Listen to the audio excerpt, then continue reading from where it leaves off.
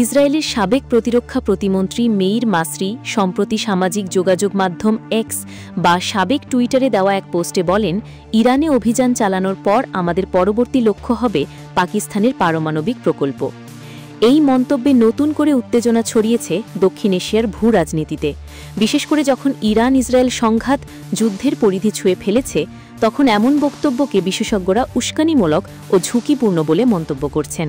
এর আগে গুঞ্জন ছড়ায়, ইসরায়েল যদি ইরানে পারমাণবিক হামলা চালায় তবে পাকিস্তান জবাব দিতে পারে। তবে ইসলামাবাদ এই দাবি নাকচ করে দেয়। পাকিস্তানের প্রতিরক্ষামন্ত্রী বলেন, আমাদের পরমাণু কর্মসূচি কেবল জাতীয় স্বার্থ ও প্রতিরক্ষার জন্য, এটি আগ্রাসনের অস্ত্র নয়। তবে এই শান্তিপূর্ণ বার্তার পরপরই ইসরায়েলের সাবেক মন্ত্রীর হুমকি জাতীয় ও আন্তর্জাতিক মহলে নতুন আলোচনার জন্ম দিয়েছে। বিষয়টিতে কূটনৈতিক মাত্রা যোগ করেছে পাকিস্তানের সেনাপ্রধান জেনারেল আসিম মুনিরের হোয়াইট হাউস সফর।